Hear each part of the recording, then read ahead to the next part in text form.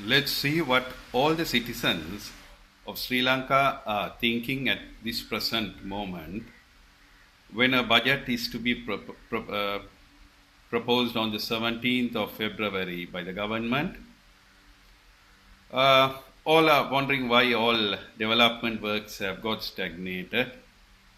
How can the government develop this nation?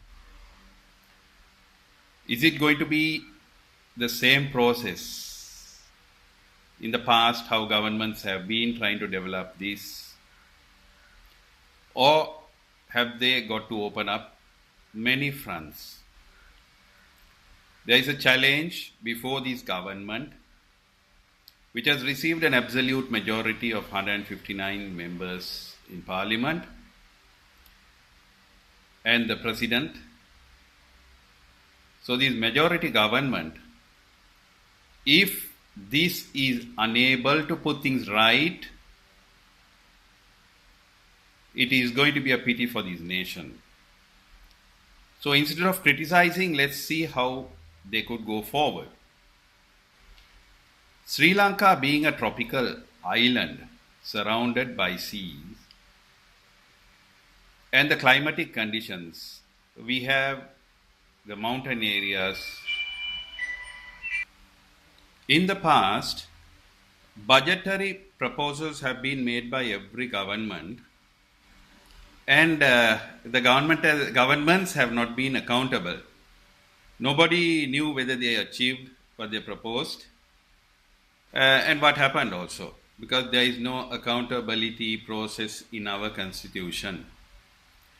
So I hope we have to seriously think of this in the future when any amendments are made to our constitution, legal system.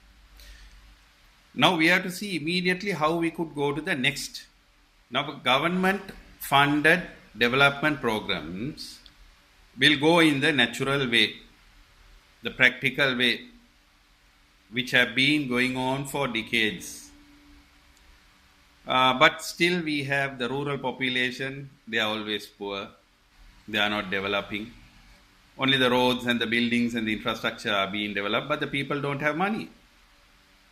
They don't have money to have a good meal with the family, 3 meals a day, to dress up well, for leisure, for holiday.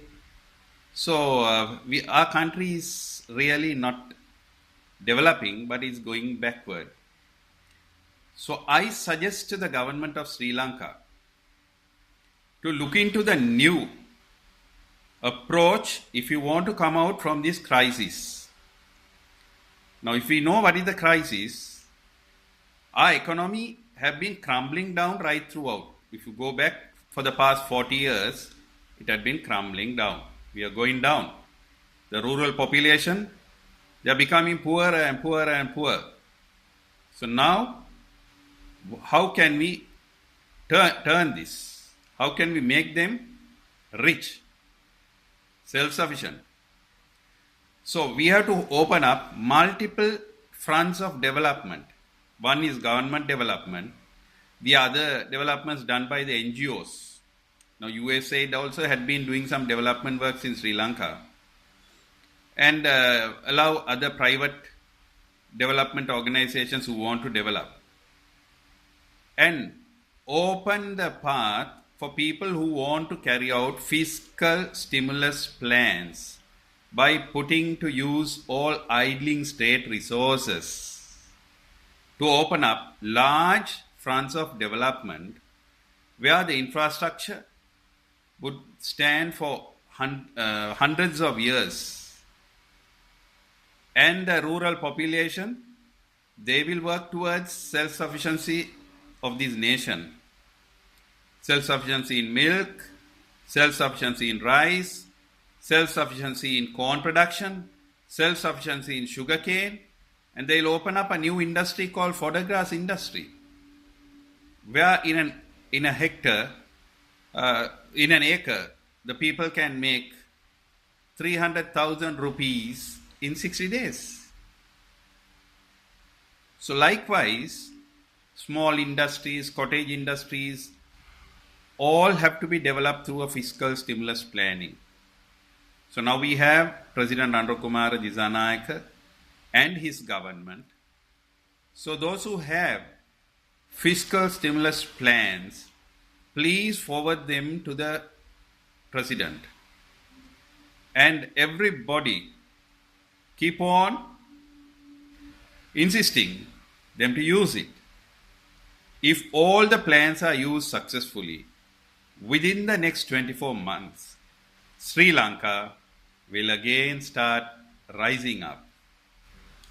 So, do you want to make this country prosper? President, the government, and the citizens. It is your choice to select whether you want this country to prosper or whether you want this country to go down. You want this country to erode. But I want this country to prosper. Thank you.